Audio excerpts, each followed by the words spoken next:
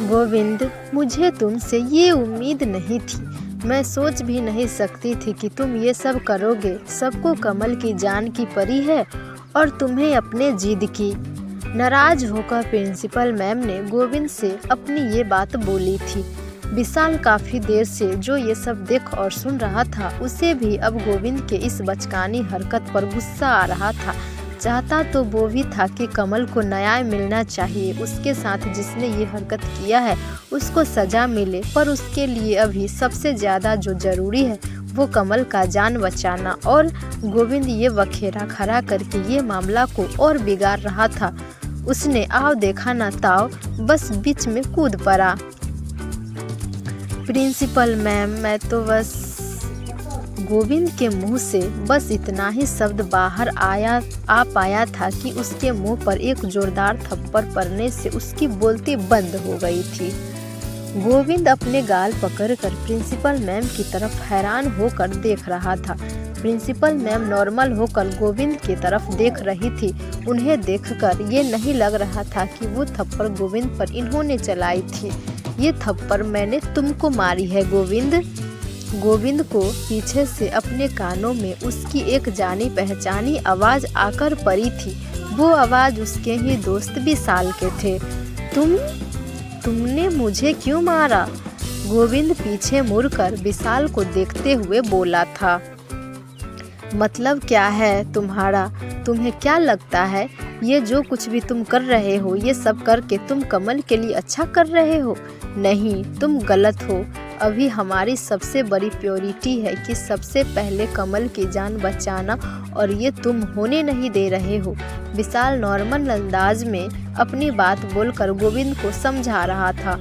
तुम्हारी ये नासमझ हरकत की वजह से कमल की जान पर खतरा और बढ़ जाएगी और तुम तमाशा देखते रह जाओगे।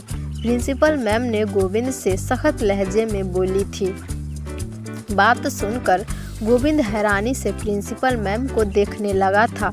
उसे अब एहसास हुआ कि इसमें गलती उसके ही है। उसने आगे बढ़कर घुटने टेक कर बैठ जाता है और झुककर प्रिंसिपल मैम के पाँव को पकड़ लेता है। लगभग रोते हुए बोला था, रोने ही लगा था वो। सॉरी प्रिंसिपल मैम, मुझे माफ़ कर दीजिए। मुझसे बहुत बड़ी गलती हो गई। मुझे नहीं पता था कि मेरे ये करने से कमल के लाइफ पर इतना बड़ा असर पड़ेगा। प्रिंसिपल मैम, मुझे माफ़ कर दीजिए। मुझे मेरी इस गलती के लिए मुझे सज़ा दीजिए। गोविंद प्रिंसिपल मैम को बोलते हुए अपने चेहरे पर खुद से ज़ोर ज़ोर से थप्पड़ मारने लगा था। प्रिंसिपल मैम ये देखकर गोविंद का हाथ पकड़ लिए और उसको उठाकर सामने खड़ा कर उसे शांत रहने के लिए इशारा करते हैं। गोविंद के आंख से आंसुओं से भर गया था, बल्कि दोनों गाल पर से बहते हुए फर्श पर गिर रहे थे। ये देखकर कि गोविंद रो रहा है, विशाल आगे बढ़कर गोविंद के सामने आकर उसके बहते आंसू पोंछता है। रो मत, तुमने अपनी गलती एक्सेप्ट कर लिया, इतना ही काफ़ी है। अब चलो बिना देर किए कमल को हॉस्पिटल लेकर चलते हैं। उसे उठाकर एम्बुलेंस में बिठाने में मदद करते हैं। विशाल गोविंद से उसके आंख से आंसू पोंछते हुए धीरे से बोलता है, हाँ ठीक है चलो। गोविंद बोलता है और चलकर कमल के पास जाता है और कमल को देखकर बोलता है, माफ़ करना कमल मेरे भाई, मेरी वजह से तुम्हारे इलाज में देरी हो रही है। मैं तुम्हारे बेहतर स्वास्थ्य की कामना करता हूँ। हो सके तो अपने इस नादान दोस्त को माफ़ कर देना। गोविंद यह बोलते हुए कमल के पास बैठ जाता है। डॉक्टर शर्मा, आप कमल को एम्बुलेंस में ले जाने की अपने मेडिकल स्टाफ टीम को अनुमति दे दीजिए। वो कमल को लेकर हॉस्पिटल चले। प्रिंसिपल मैम डॉक्टर शर्मा से बोली थी, ओके मैडम जी, हम जल्द ही कमल को हॉस्पिटल शिफ्ट कर रहे हैं, अब आप फिक्र ना करें। डॉक्टर शर्मा प्रिंसिपल मैम से बात बोलते हैं और मुड़कर मेडिकल स्टाफ टीम को आदेश देते हुए बोले थे, आप लोग अपना काम कीजिए, कमल को हॉस्पिटल लेकर जल्दी से जल्दी चलिए। डॉक्टर शर्मा अपने मेडिकल स्टाफ टीम से बोलते हैं, जी सर। मेडिकल स्टाफ टीम में से एक मेंबर डॉक्टर शर्मा से धीरे से बोलते हैं और इनमें से 2-3 मेंबर बाहर खड़ी एम्बुलेंस के पास जाते हैं और एम्बुलेंस के दरवाजे खोलकर उसमें से ट्रॉली बेड निकालकर मीटिंग हॉल में कमल के पास पहुंचकर उसे उठाकर ट्रॉली बेड पर लिटाकर धीरे धीरे एम्बुलेंस के तरफ बढ़ते हैं और एम्बुलेंस के पास पहुंचकर कमल को एम्बुलेंस में लिटाते हैं। एम्बुलेंस में मेडिकल स्टाफ टीम के साथ विशाल और गोविंद भी बैठते हैं। सभी के बैठने के बाद एम्बुलेंस हॉस्पिटल की तरफ चल पड़ता है।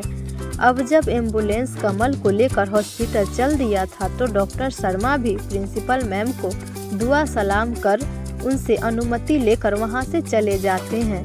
अब मीटिंग हॉल में प्रिंसिपल मैम, प्रोफेसर और बाकी बचे स्टूडेंट्स रह गए थे। कमल वाले वखेरे के चलते सभी परेशान हो गए थे। सभी के मूड ऑफ हो गया था। कहाँ ये लोग कितनी खुश होकर खुशी से श्री कृष्ण जन्माष्टमी महोत्सव मनाने के लिए कॉलेज में होने वाले कार्यक्रम के बारे में जानकारी डिस्कस कर रहे थे, पर कहां से ये बीच में कमल वाला ये मैटर आकर सभी को परेशान कर दिया था। प्रिंसिपल मैम अपने मन में विचार कर रही थी कि आज सभी प्रोफेसर एवं सभी स्टूडेंट्स के अभी मूड खराब हो गए हैं, इसलिए किसी को भी अब न पढ़ाई में मन लगेगा न ही इस मीटिंग हॉल में की गई किसी भी बात में, इसलिए आज सभी को छुट्टी दे दिया जाए। उन्होंने अपने मन में ये बात कही और आगे बढ़कर माइक अपने हाथ में लेकर बोलने लगी थी। तो मेरे प्यारे बच्चों एवं बच्चियों और प्रोफेसर साथियों, जैसा कि आपने देखा और सुना और अपने साथ महसूस किया है, मैं जानती हूँ और मैं ये समझ सकती हूँ ऐसी हालत में आप सभी पर क्या बीत रही होगी। अभी आप लोगों को पढ़ने में मन लगेगा, ना पढ़ने में, काम में मन नहीं लगे, उस काम को करने से कोई फ़ायदा ना मिलने वाला है। तो हमने विचार किया है कि आज आप सभी लोगों को छुट्टी दे दिया जाए। आपको बता दें कि श्री कृष्ण जन्माष्टमी महोत्सव में अभी 2 दिन शेष है, तो फिर हम इस मीटिंग को कल करेंगे। आज आप सभी लोग को छुट्टी दी जाती है। प्रिंसिपल मैम बोलकर माइक नीचे रख देती है और प्रिंसिपल मैम के साथ साथ सभी प्रोफेसर और सभी स्टूडेंट्स मीटिंग हॉल से बाहर निकल जाते हैं। आगे की कहानी पढ़िए अगले भाग में। प्यार एक एहसास कहानी पसंद आई हो तो लाइक शेयर कमेंट जरूर करें और चैनल को सब्सक्राइब करना ना भूलें।